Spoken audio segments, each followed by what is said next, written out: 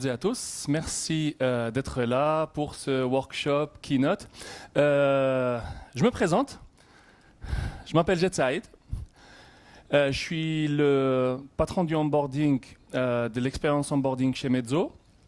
Je suis responsable formation et e-learning. Praticien PNL, coach. Je fais coach basket et content creator. J'ai une chaîne YouTube. Et cuisinier à mes temps un peu perdu.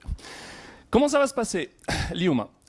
Moi, ce que je vous propose, c'est que je déroule ma présentation et qu'à la fin, on ouvre un débat, échange, questions-réponses. Est-ce que ça vous convient? Ok, parfait. Donc aujourd'hui, nous allons parler de digital learning. Donc, le digital learning, c'est quoi? Tout simplement, c'est une technologie qui permet à l'apprenant de choisir quoi apprendre, quand apprendre, à quel moment, et surtout la quantité d'informations qu'il ingurgite pendant cette période. La différence entre ce qu'on appelle les ILT, Instructor-Led Training, donc c'est que d'un côté c'est plus collaboratif, tout l'apprentissage est initié par le formateur, que les apprenants reçoivent leurs réponses 6 ans des questions en instantané, et enfin c'est interactif. Par rapport au digital learning, c'est autodirigé. Vous n'apprenez que ce que vous voulez. Enfin, si j'ai envie, si je prends l'analogie cuisine, voilà, c'est l'ILT, c'est moi qui vous nourris, donc vous mangez ce que je vous propose. Quant au digital learning, voilà, vous avez une pizza coupée en petits morceaux et vous prenez ce dont vous avez besoin. C'est consommé quand un besoin est identifié et c'est plus économique, nécessite moins de ressources.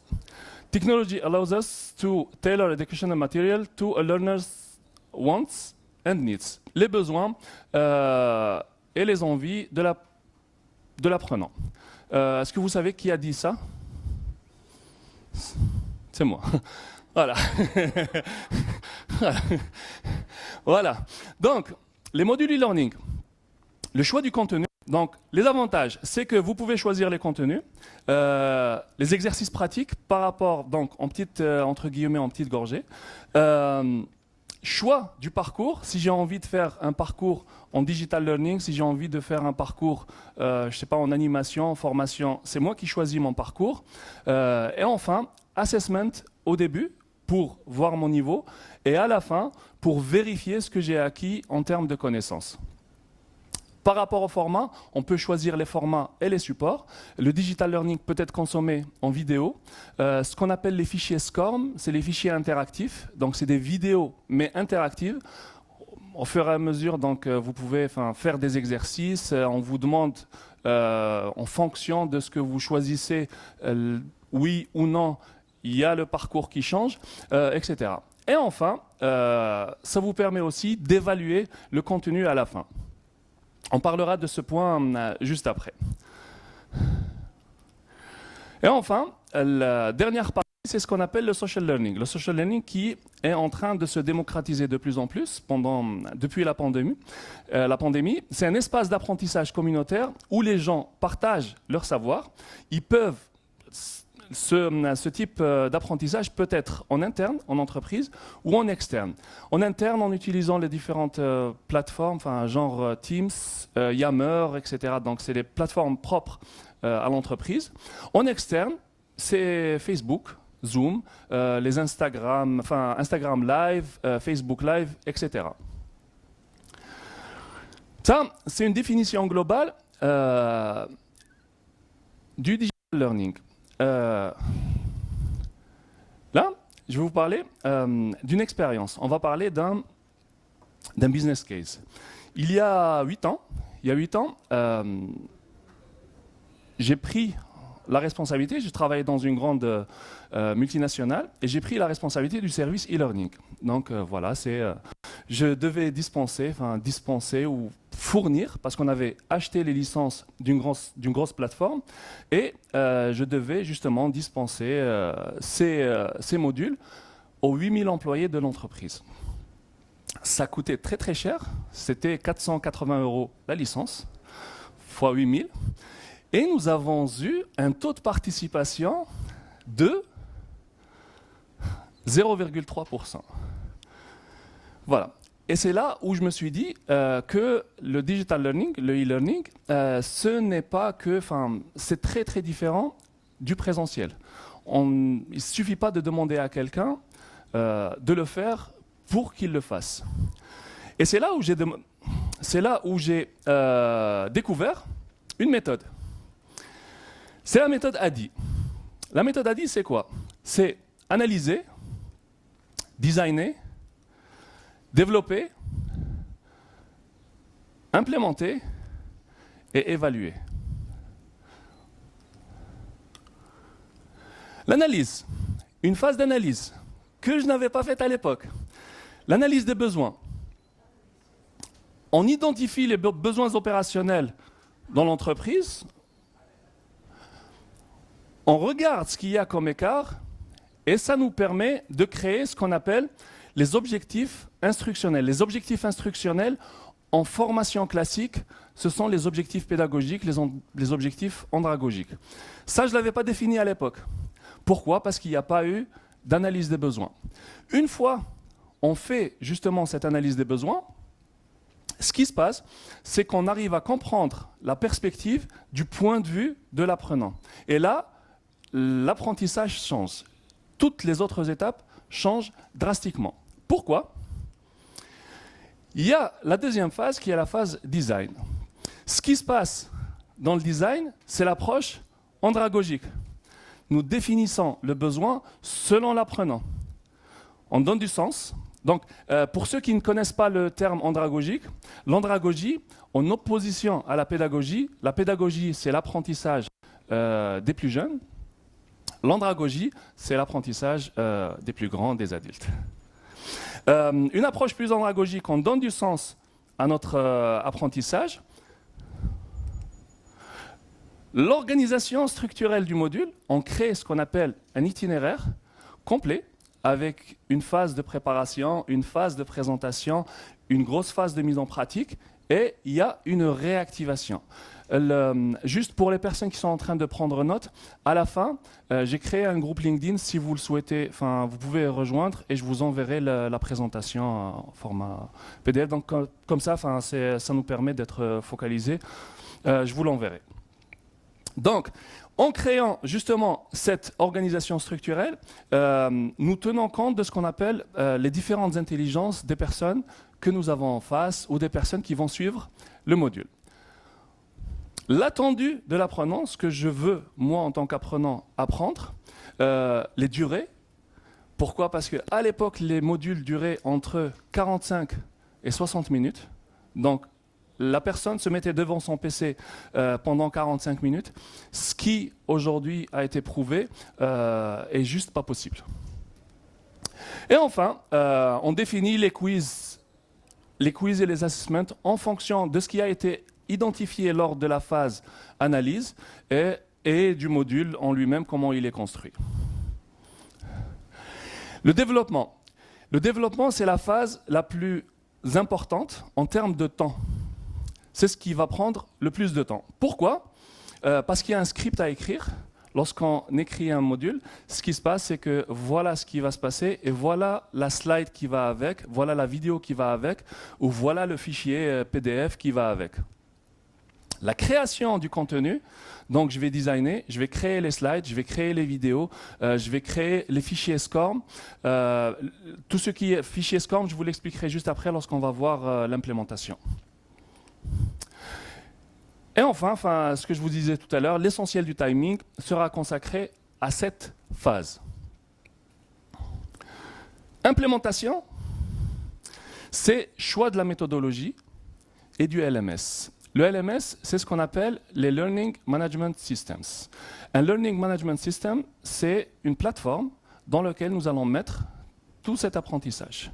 En général, c'est sous forme de site web ou dans beaucoup d'entreprises, les systèmes d'information RH, les SIRH, leur SIRH.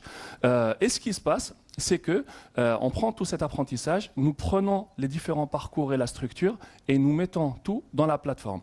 Soit il existe, et dans ce cas, on ne fait qu'implémenter, soit elle n'existe pas et on la crée selon le besoin identifié lors de la phase analyse.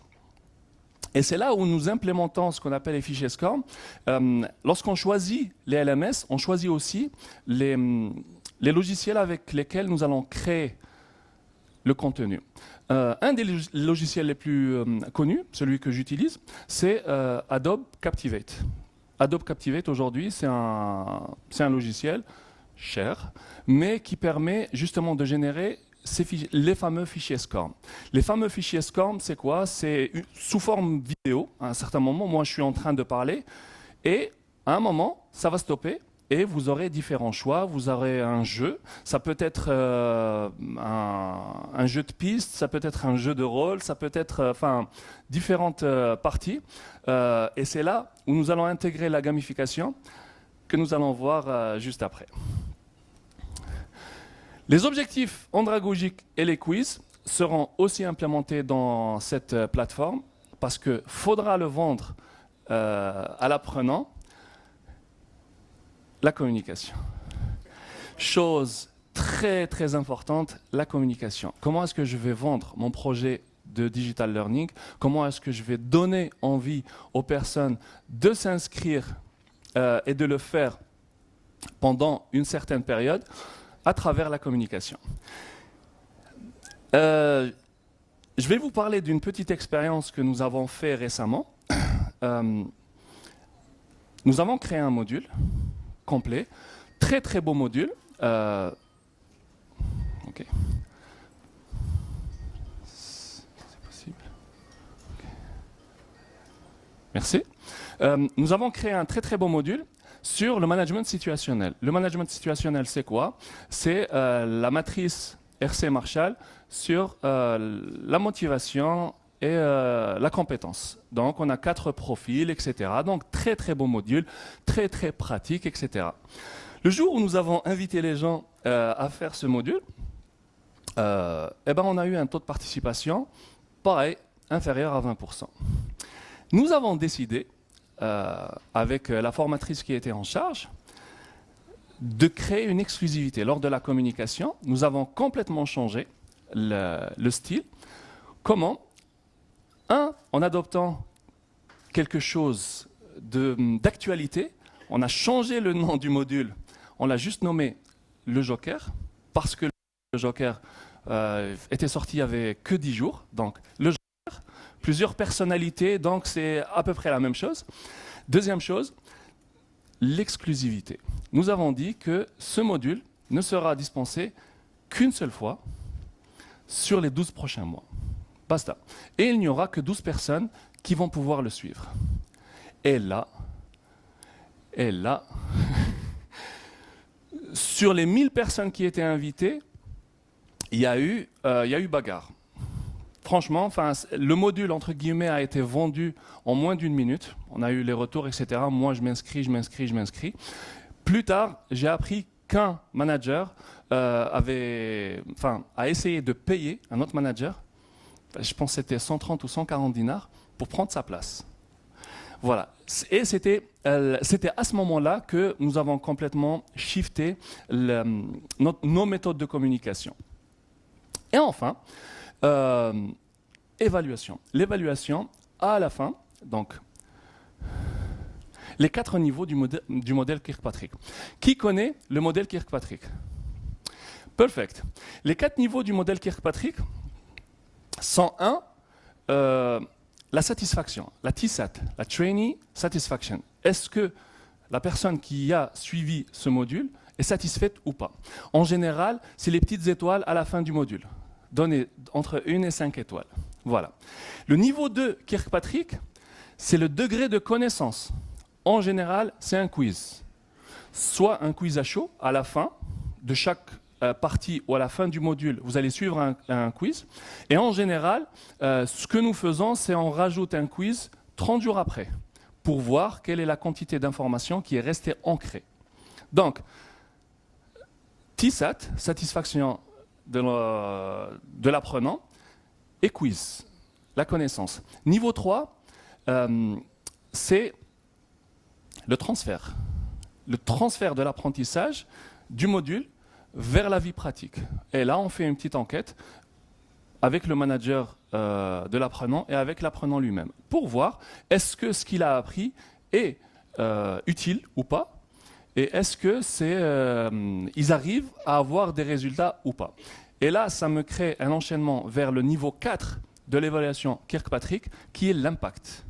Est-ce qu'il y a eu un impact sur les indicateurs?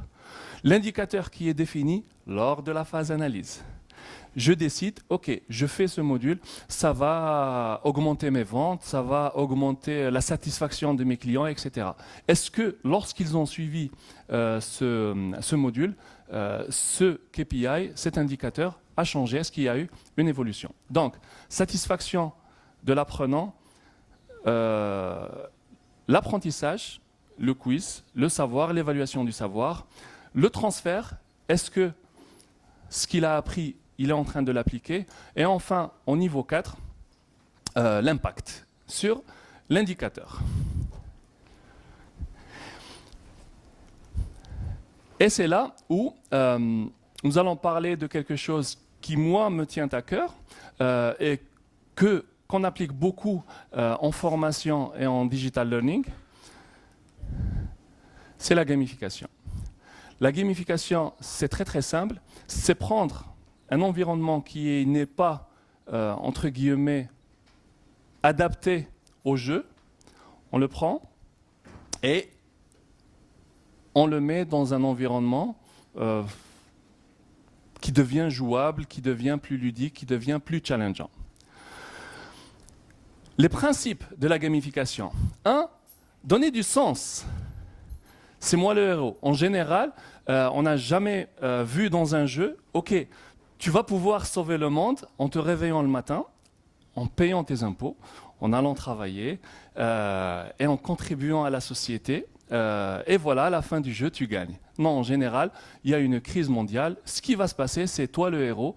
Tu sors, tu vas combattre les zombies, tu vas combattre les méchants, et à la fin, c'est toi qui gagne.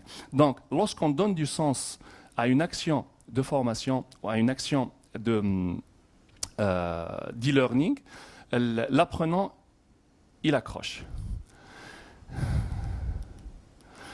Deuxième principe, c'est l'accomplissement. L'accomplissement, le plus beau des exemples, c'est les smartwatches. Je me lève le matin, j'ai un challenge de 10 000 pas à faire. Si à 17 h je suis à 7 000 pas, ok, je vais aller faire le tour du pâté de maison. Pourquoi? Parce que hier j'ai pu le faire, mais aujourd'hui je n'arrive pas à le faire, etc. Si pendant votre parcours d'apprentissage, vous faites, je ne sais pas moi, si je prends l'exemple des points, sur l'année, tu dois faire 1000 points d'e-learning, de formation digitale. Ce qui va se passer, c'est que à chaque fin du mois, je vais regarder ce que j'ai fait, ce que j'ai pu accomplir le mois dernier, ce que j'ai pu accomplir la semaine dernière, et je vais essayer de faire encore plus cette semaine ou ce mois. Troisième principe, c'est le sens créatif. S'inspirer de la créativité du commun à travers les jeux. Et là, je vais vous raconter quelque chose qui s'est passé lors des années 90. Lors des années 90, il y a eu un pic de mortalité dans la maladie des malades du sida. Pourquoi? Parce qu'ils n'arrivaient pas à soigner une protéine. Il y avait une protéine, ils ont fait des recherches, ils avaient développé beaucoup de médicaments, etc. Mais ils avaient un problème avec une protéine. 15 ans de recherche plus tard, ils se sont dit, on n'arrive pas à trouver le réglage. Les médecins n'arrivaient pas à trouver les différents réglages sur cette protéine. Ce qu'ils ont fait, c'est qu'ils ont développé un jeu disponible pour tout le monde. Je vous fournirai le nom du jeu, où les gens pouvaient régler petit à petit, etc., les différentes les milliers de combinaisons possibles. Ce qui s'est passé, c'est que la solution a été trouvée par un gamer en 10 jours. Donc 15 ans, je crée le jeu, je le mets à disposition de tout le monde, et un gamer, parce que c'est un plus 2, a pu trouver la solution en 10 jours. La possession, ce qui nous drive à posséder plus, c'est pour ça que les jeux comme Farmville, à un certain moment, même si c'est virtuel, mais je possède de plus en plus de terres, je possède de plus en plus de pièces. Tous les matins, je me réveille, je sais que voilà, je vais aller travailler, etc. Mais j'ouvre mon jeu pour extraire ce que j'ai récolté la veille, etc. Par rapport au digital learning, ce que nous avons fait à une certaine période, c'est accorder des points sur les suites tous les matins. Si toi, en tant qu'apprenant, tu te connectes et que tu fais 30 minutes de digital learning, tu reçois un nombre de points. Ce nombre de points, tous les 3 mois, ça te donne accès à un bonus. Donc, toi, tu viens, tu te connectes, tu fais tes différentes tâches, missions, tu te réserves 30 minutes, tu fais tes 30 minutes, tu as tes bonus. Ces bonus, s'ils sont cumulés, à la fin du mois, tu auras un bonus réel.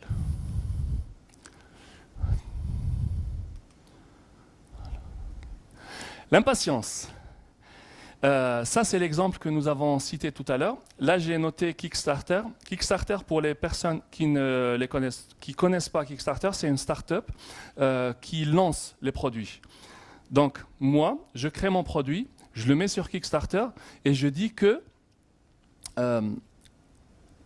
ce produit, on a besoin de 1 000 € pour le lancer. Donc, chacun d'entre vous peut contribuer. Et nous n'avons qu'une semaine pour le faire. Et là, ça crée une urgence. Là, ça crée un besoin. Et du coup, voilà, il ne reste plus que 3 jours pour pouvoir le faire. Il ne reste plus que 2 jours, 24 heures pour récolter 200, 300, 400 $.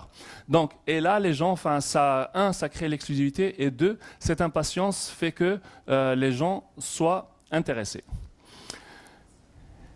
Et enfin, tout simplement la curiosité, pouvoir gagner quelque chose, pouvoir récolter quelque chose, pouvoir apprendre quelque chose. Nous avons fait un jeu de ce qu'on appelle les Hidden Gems. Les Hidden Gems, c'est les petits... je ne sais pas comment on appelle ça, mais c'est des petits indices cachés dans des modules e-learning. Lorsqu'on les met les uns avec les autres, ça fait une équation, et à chaque fois, c'est soit un bonus, soit un apprentissage, soit par rapport à une promotion, etc. Ou ça te permet l'accès à un autre module e-learning. Donc voilà, ça c'est par rapport à la gamification. C'est 6 principes plus 2 principes qui sont,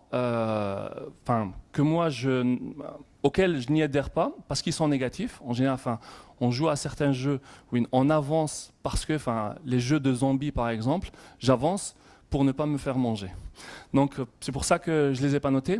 C'est les principes de gamification de Yukai Sho. Yukai Sho, c'est le spécialiste mondial de la gamification. Donc voilà par rapport à la présentation. Est-ce que vous avez des questions par rapport au digital learning?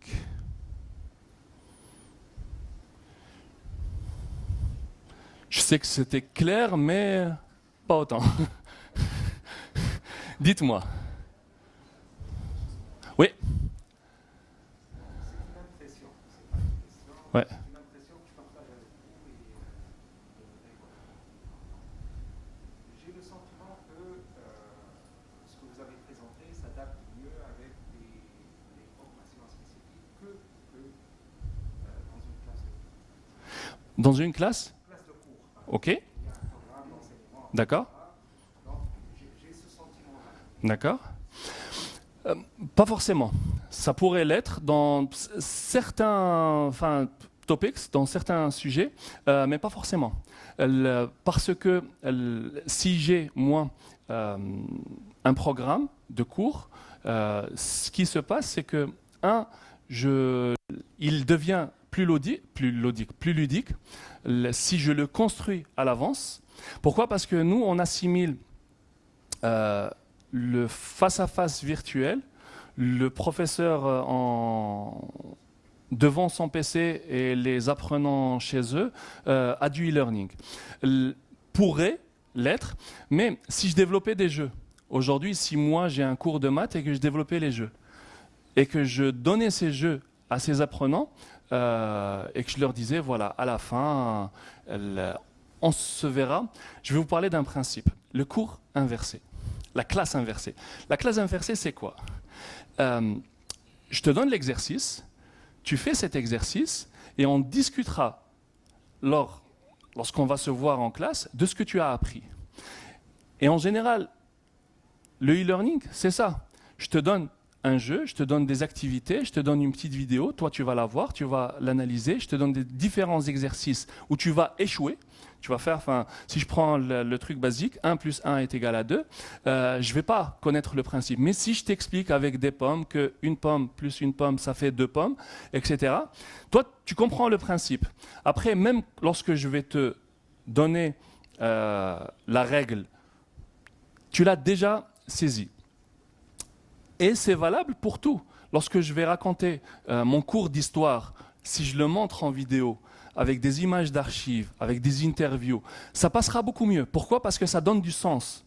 Et quand il y a le sens, et ça c'est un principe de formation universelle, si j'ai envie que quelqu'un apprenne quelque chose, il faut que je crée une connexion neuronale.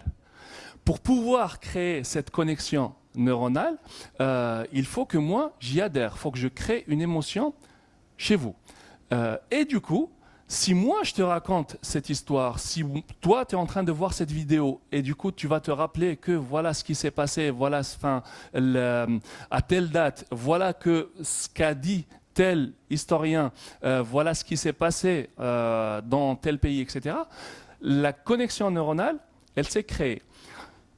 Une fois elle s'est créée, moi lorsque je crée ma plateforme, et je reprends l'exemple du cours de géographie ou d'histoire, je fais ce qu'on appelle les micro-learning, des petites vidéos d'1 minute 30, 2 minutes, 3 minutes. Une série de 20. Le cours, au lieu de faire un cours de 60 minutes, je fais 20 cours de 3 minutes. Et maintenant, je vais voir, ok, cette partie, c'est cette partie qui m'intéresse parce que je ne me rappelle pas très bien, etc. Je vais aller la regarder. Une fois, donc,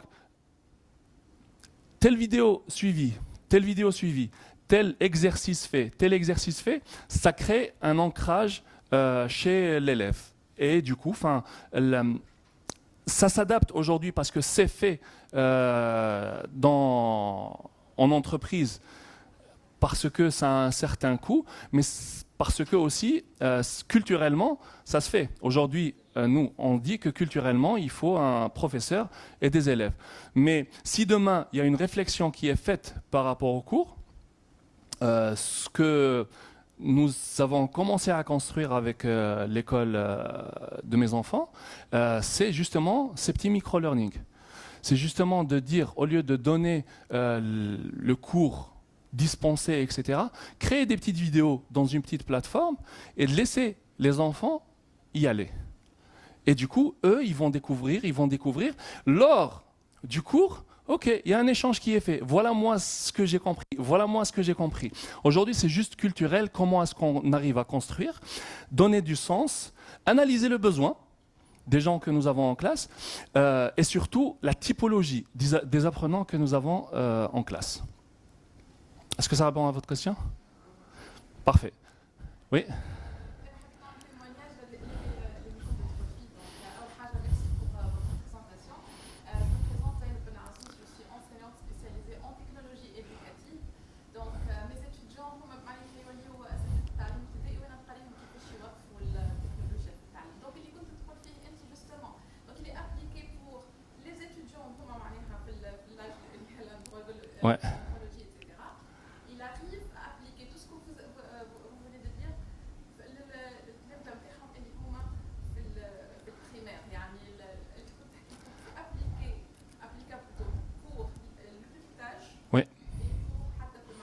Oui, voilà.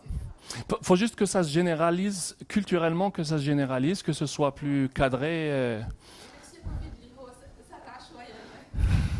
Oui. Ouais. Bon, je me présente, comme je n'ai de l'STB. Donc, à l'STB, nous avons pas mal de formations. Et je pense que l'e-learning, ça a commencé suite au Covid. Mais lorsqu'on a le choix Mhm. entre e-learning et présentiel, on va toujours vers le présentiel. Pourquoi? Voilà. Pourquoi? Parce que même les apprenants, ça les intéresse plutôt le présentiel que c'est-à-dire le Mhm. e-learning à distance. Pourquoi? Voilà pourquoi, parce que les conditions sont différentes. Mhm. Ça leur permet de se voir, Mhm. de sortir du cadre du travail. Mhm. Parce que l'e-learning, ça sera fait pendant les horaires du travail, sur un poste de travail, peut-être dans l'environnement de travail, toujours. Donc, ça leur permet, donc, dans le cadre de l'e-learning, c'est toujours donc, un cadre de travail, alors que le présentiel, c'est un autre cadre, donc, dans un centre de formation, dans un hôtel. Mhm. Donc, c'est pour cette raison que les apprenants, ils préfèrent toujours le présentiel. Donc, d'ici demain, il y aura plus de Covid. Ouais. Comment on peut présenter les avantages de l'e-learning par rapport au présentiel? C'est surtout ça pour pouvoir aller vers le e-learning. Vous venez de le faire. En fait, vous venez de le faire. En fait, vous venez d'identifier. En fait, lorsque je vous posais les questions pourquoi, vous avez identifié, si on peut appeler ça une problématique, hein, vous avez identifié les points pour lesquels les gens préféraient le présentiel au e-learning. Mais aujourd'hui, si vous, justement, vous avez dit que c'était cadré, il devait être présent, etc. Si un module d'une heure, par exemple, hein, un module d'une heure chunké sur, je sais pas moi, sur 10 fois ou sur 5 fois, etc. Si moi je dis à l'employé, ce module doit être suivi ce mois-ci. Je pense, secteur bancaire, vous avez beaucoup de trucs sécurité, vous avez beaucoup de trucs sur les nouvelles procédures, etc. Moi, si l'employé, je lui dis, tu le fais quand tu veux. Il est disponible sur, maintenant, tous les Learning Management Systems, les LMS, sont disponibles en version smartphone. Et je lui dis, tu peux le faire quand tu veux. Et cette durée d'une heure, plus 20%, sera réduite de ton temps de travail. Si par exemple, moi, une heure, ok. Si toi, tu me dis, moi, pendant le week-end, et je me suis dit, je vais suivre ce cours avec voilà, le quiz, validation, etc. Le lundi, moi, j'ai ce qu'on appelle le rapport, l'évaluation. J'ai les différents rapports. Une fois que j'ai ce rapport, ok, Flen, est-ce que voilà, tu as fait le module, tu es certifié ou, par rapport à une note quand c'est mandatory, etc. Et tu as 1h20, donc cette semaine, tu peux rentrer 1h20 plus tôt parce que c'est du temps travaillé. Entre guillemets, c'est du temps travaillé. Donc moi, ce que je vais me dire, cette formation, même si n'habom, sahabi, etc., voilà, comme ça, si moi je suis à la plage, et que je mets mes écouteurs et ça me permet d'avancer sur tel module, etc. Je vais le voir. Transport. Moi, je fais, entre guillemets, je fais 30 minutes d'apprentissage digital par jour parce que j'ai 1h30 de trajet par jour. Donc, je fais 30 minutes par jour. Que ce soit en podcast, que ce soit en digital, que ce soit quand je ne conduis pas en vidéo. Donc, moi, ça m'arrange. À un certain moment, ça m'arrange. La première problématique, oui, les gens aiment bien se rencontrer, etc., ça peut devenir plus exclusif, mais en classe inversée. On va tous faire ce module, mais on va se rencontrer en formation présentielle, pour valider nos savoirs, parce que la socialisation, parce que je ne suis pas là pour vous dire on reste et plus personne n'a de contact avec personne, mais on va se voir. Je suis aussi responsable formation et je fais des formations en présentiel. Donc, justement, ils peuvent se voir une fois par mois, une fois par trimestre, changer de cadre. Et au lieu de le vendre comme formation, on peut le vendre comme team building en classe inversée. Mais c'est ça, une fois, entre guillemets, la problématique identifiée, on les traite un par un. Le e-learning, il a été généralisé par le Covid. Le digital learning, il a été généralisé par le Covid. Mais il existe depuis très très très longtemps. Enfin, depuis au moins 1994. Oui. Juste, vous avez bien présenté, c'est-à-dire l'e-learning surtout au niveau professionnel, c'est-à-dire comment la possession de savoir, Mhm. le-learning dans le secteur, c'est-à-dire Les apprenants. les apprenants. Après, l'idéal, l'être humain il est toujours a besoin de poser des questions. Mhm. C'est-à-dire, en posant des questions, on apprend. Ouais. Et c'est pour ça, comme il a dit, ça veut dire en insistant sur avec des présentiels, Mhm. parfois c'est mieux pour apprendre. Ouais. Et il vaut mieux, maintenant, ça veut dire la stratégie de digitalisation, tout ça, il vaut mieux combiner les deux, comme vous avez dit. Ouais. Mais il faut savoir que le learning, c'est comme une sorte de stockage, c'est pas d'intervention, ça veut dire de communication, ou bien de poser des questions, tout ça. Il faut bien aussi clarifier ces points pour aussi stimuler, je peux dire, la réflexion pour les apprenants. C'est ça le plus important. Je suis d'accord avec vous, mais partiellement. En fait, aujourd'hui, oui, il faut qu'il y ait un échange, il faut qu'il y ait justement cet échange d'idées. Des études ont été faites justement par rapport à la séparation du savoir, par rapport, en général, lorsqu'on fait un brainstorming, ce qu'on fait, c'est on demande à chacun de réfléchir seul, puis de partager les réflexions. Pourquoi? Pour éviter que, voilà, qui a une idée Mademoiselle a une idée, et du coup tout le monde dit ouais, j'ai eu la même idée qu'elle, et voilà, je suis d'accord avec elle, etc.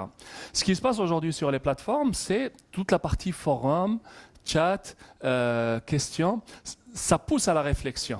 Exactement, ça pousse aussi à la réflexion, ça pousse aussi à la recherche, et ça pousse aussi à la divergence d'opinion. Parfois, moi j'ai une opinion, je suis venu ici avec une opinion sur le digital learning. À la fin de cette séance, parce que vous avez échangé avec moi, etc., je vais peut-être me concentrer un peu plus sur le e-learning ou le digital learning au milieu scolaire. Vous voyez pourquoi? Parce que voilà, c'est une déformation professionnelle. Je le fais maintenant depuis 13 ans au niveau professionnel. Donc, ok, on va le faire au niveau social et scolaire. Mais c'est ça, parce que vous m'avez donné une idée. Moi, je vais partager une idée sur le forum. Est-ce que vous êtes d'accord sur cet aspect-là alors qu'il y a une idée qui a été faite? Voilà, je peux dire. Niveau banque, si je reprends votre exemple, si vous le permettez, niveau bancaire, on dit ok, donc ce module est très très bien. Par contre, il y a une nouvelle loi qui va passer et comment est-ce qu'on va s'adapter, etc., etc. Il y a ces échanges-là. C'est pour ça que je suis le premier fan de ce qu'on appelle le blended learning entre présentiel et digital. Oui.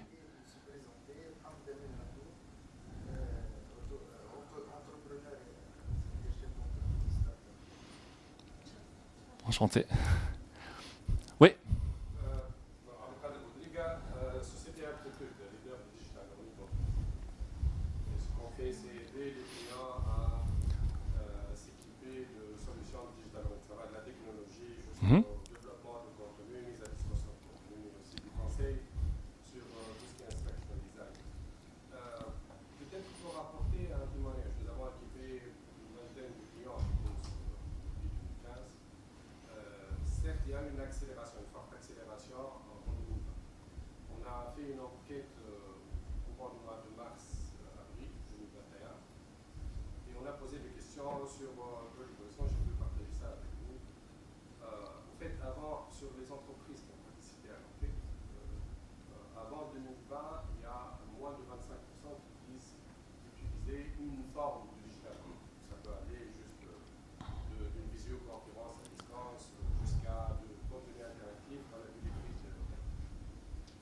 Après 2020, c'est 74% des entreprises qui ont participé à l'outil. Ça a été multiplié par 3. Bien sûr, au niveau des formats utilisés, c'est plus le blended learning, ou ce que nous appelons en Tunisie, c'est le présentiel en enrichi digital.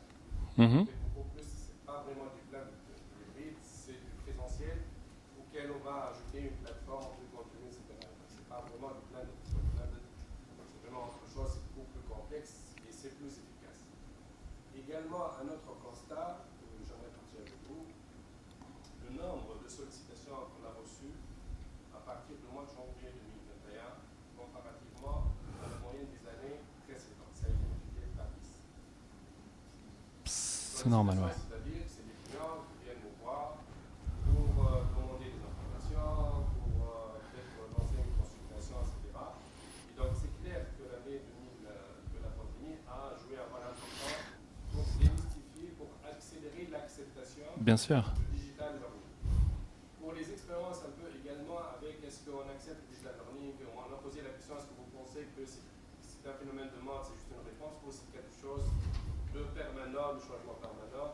Plus que 80% des gens qui ont participé nous disent que Ça devient c'est permanent. un changement permanent et qui Ouais. va durer dans le temps. Et donc c'est important vraiment de souligner cette idée-là que désolé, j'ai pas pu assister au début de la conférence, mais je pense que vous avez revenu sur ça. C'est qu'aujourd'hui, la technologie a tellement évolué que ça devient accessible à tout le monde de développer le digital learning. Il faut vraiment être bien sur la stratégie, la vision, avoir le bon conseil. Oui. Exactement. Après, merci pour votre partage d'expérience. Après, ce que nous avons fait aussi chez Mezzo lors de la pandémie, nous vendons aussi des solutions de digitalisation, de mise en place de process, d'organisation et de voir comment, on peut adapter les besoins des entreprises à la situation actuelle. Nous nous sommes rendus compte que la pandémie a accéléré, mais les gens n'étaient pas prêts. À un certain moment, les gens n'étaient pas prêts. Nous avions une trentaine de clients qui ont sollicité parce qu'il fallait mettre en place une solution de formation immédiate. En mars 2020, nous avions reçu des clients qui nous ont dit il nous faut une solution pour la semaine prochaine. Pourquoi ? Parce que j'intègre un nouveau client et il faut que je puisse lui fournir ses besoins en formation. Et du coup, les gens n'étaient pas prêts, que ce soit psychologiquement ou technologiquement, alors que les technologies existent sur le marché depuis beaucoup plus longtemps que cette pandémie. Mais ça s'est généralisé effectivement pendant ces 2 dernières années. Oui.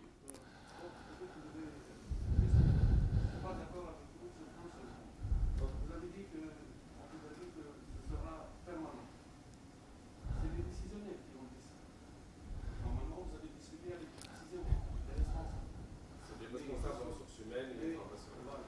Mais je vous le dis, nous avons l'expérience des plateformes digitales de formation. La plateforme actuellement, on l'utilise à travers les groupes, c'est uniquement à travers les groupes.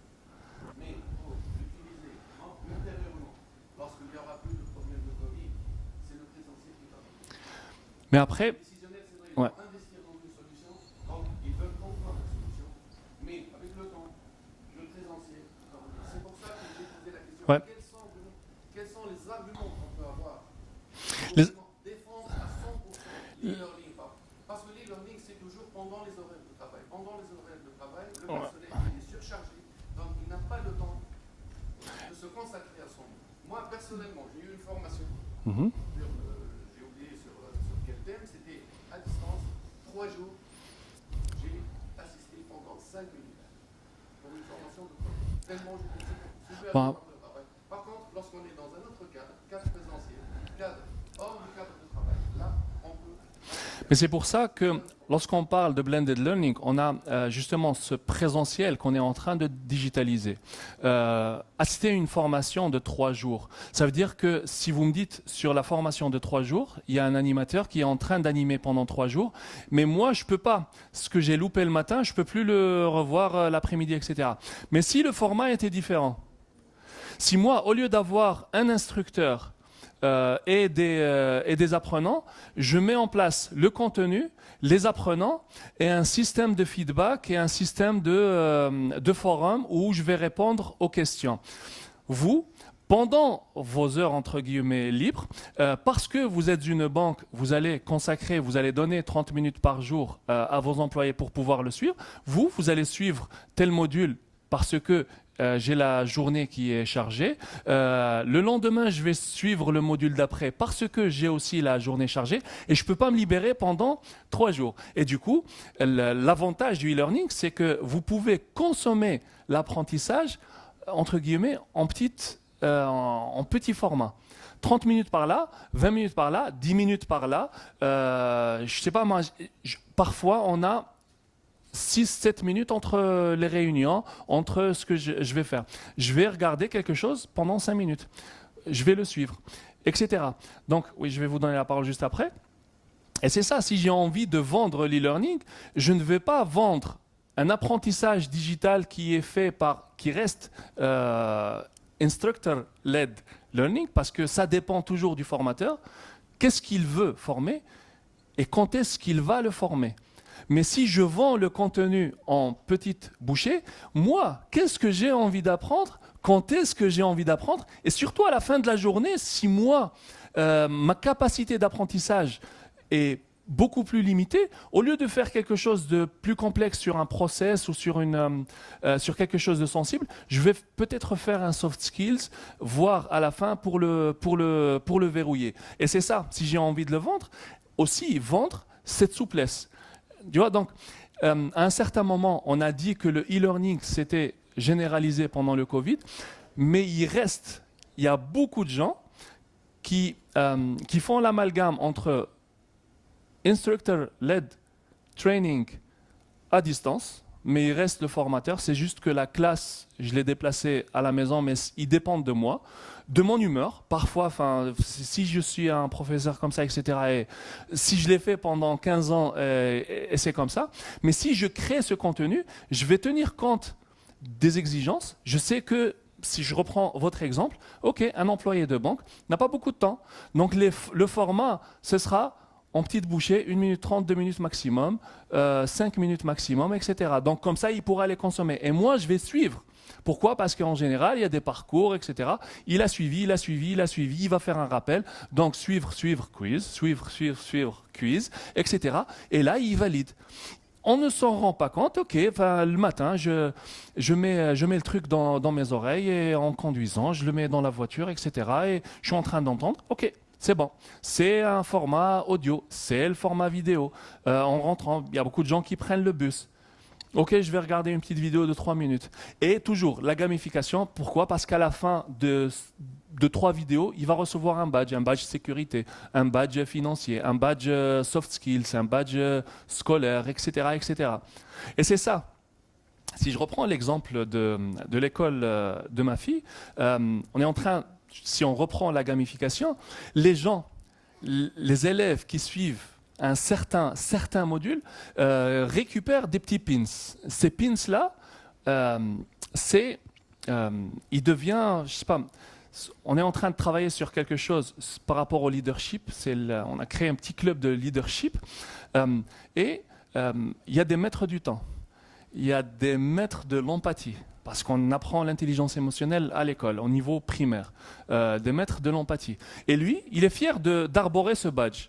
Et du coup, lorsqu'il rentre chez lui, il va vite voir son père pour lui dire « j'ai envie de suivre 2 vidéos, ou la Zadoun une vidéo par rapport à Flen, etc. » Et du coup, c'est ça, lorsqu'on parle de gamification, l'apprentissage, etc., en entreprise, c'est pareil. En entreprise, à un certain moment, dans une vie antérieure, on donnait des bagues, des chevalières avec des pierres de couleur. Si tu fais un certain parcours, tu identifies. Les gens à un certain moment ont donné des badges, mais à un certain moment, lorsque tu arrives avec stage tenin, tu reçois la fameuse chevalière et tu es identifié. Tu vois, par exemple, lui, c'est un maître du coaching. On les appelait les maîtres 2. Lui, c'est un maître du coaching. Lui, c'est un maître de la gestion du temps. Lui, c'est un maître de l'intelligence émotionnelle, etc., etc. Il suit le parcours au fur et à mesure, il récupère des badges et à un certain moment, lors d'une cérémonie, il remet ses badges, on lui donne une chevalière. Principe de la gamification. Ça devient amusant, ça devient beaucoup plus fun et ça donne envie à l'employé, à l'apprenant, à l'élève, à n'importe qui, en petites bouchées, de pouvoir le faire. Oui. École publique, Filmetlin. C'est un petit village, Bahda Benzart. Ouais, c'est un choix.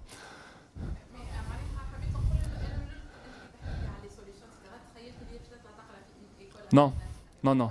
Non, non, c'est une école publique, mais on fait... autre exemple, pourquoi? Parce que ça ne vient pas forcément que de nous, mais il m'a été remonté une problématique de harcèlement scolaire.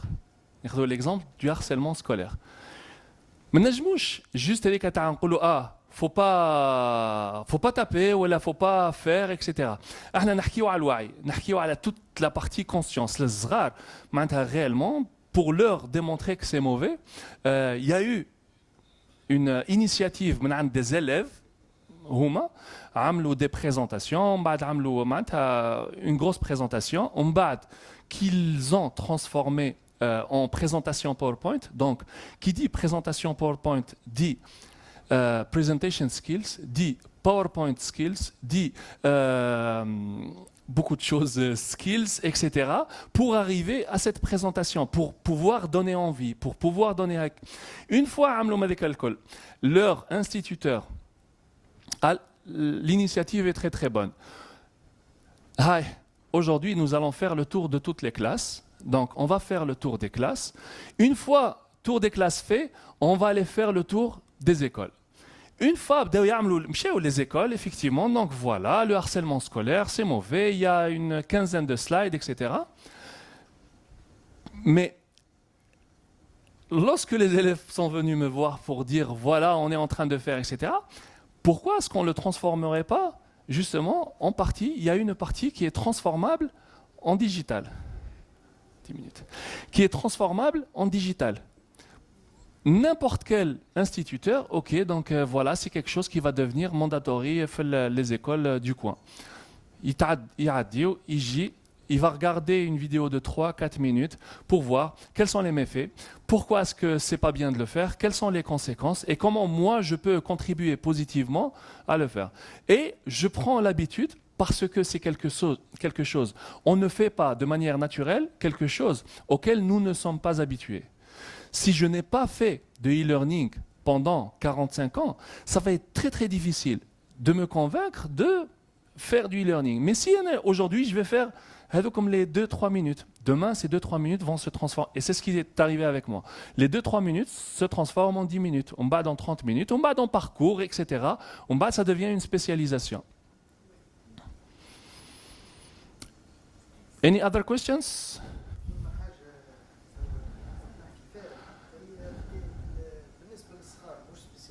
Mm-hmm.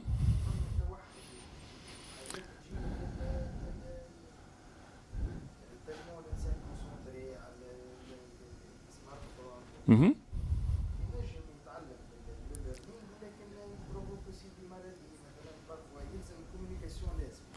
La communication, il faut régler les choses. Par exemple, un archi ou l'école de mes enfants, si je prends l'exemple de ma fille, elle n'a pas le droit aux écrans, telvza inclus, à plus de 30 minutes par jour.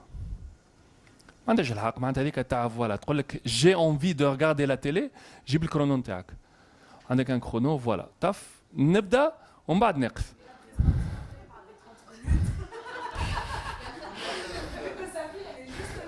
Ouais. Donc, mais oui, mais après, si on parle effectivement de mindset, aujourd'hui, on parle de digitalisation, on parle de génération future, etc. Mais hier, nous nous sommes fait la remarque, moi et certains de mes amis, collègues, etc., de l'absence de la jeunesse. Quand je dis jeunesse, c'est la toute petite jeunesse. Fait le Tunisia Digital Summit. Parce que c'est eux qui vont pouvoir... Si on se dit que c'est nous qui allons transformer la digitalisation sur les 2 prochaines années, ça va être difficile. On pourra, on est en train de rajouter des solutions, etc. Mais c'est eux qui vont porter tout ce projet digital par rapport à l'apprentissage, par rapport à toute la partie administrative, etc. Pour moi, c'est eux qui vont le porter. Et, j'aurais aimé avoir beaucoup plus d'enfants qui puissent participer au panel, qui puissent poser leurs questions parce qu'ils sont beaucoup plus curieux que nous, ils sont moins formatés que nous. Et maintenant, j'ai les idées reçues de non, que ce style de digital, pas ce style-là, etc. Donc oui, effectivement. Mais si on arrive à réguler, si je reprends votre remarque, si on arrive à réguler tout cela, si on arrive justement à étudier le comportement talabed lorsqu'on fait notre analyse ADI, l'analyse, effectivement, par rapport à une certaine population, pas plus de 1 minute, 2 minutes, 4 minutes, 8 minutes, je sais pas, c'est en fonction de ce qui a été identifié, on le régule. Par exemple, pas de téléphone portable, parce que Zghir Barcha. On le fait sur au moins tablette. On me dit que j'ai 5 minutes. Oui. Déjà, on peut modifier le comportement du consommateur de Zghir. Il va consommer les écrans, mais dans quelque chose de bénéfique dans la valeur ajoutée des produits. Bien sûr.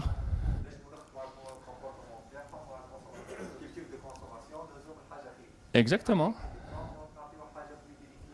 Exactement. Oui. On me dit que c'est terminé. Il y a plus. Donc, merci à toutes et à tous.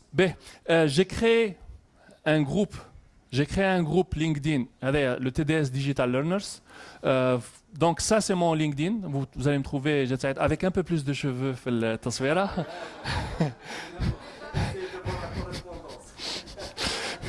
Eh oui, كيفاش يقولوا غزارة الإنتاج وسوء التوزيع. Donc, ça c'est mon LinkedIn. Ça c'est un groupe que j'ai créé pour les TDS Digital Learners. Inscrivez-vous sur le groupe ADS. Je vous enverrai la présentation, différents modèles de ce que nous avons vu, et on pourra échanger justement par rapport à ce que nous avons vu, à ce que vous avez, si vous avez d'autres questions, des propositions ou une consultation. Merci à vous. Je vous souhaite une très très bonne journée et à très très bientôt. Merci.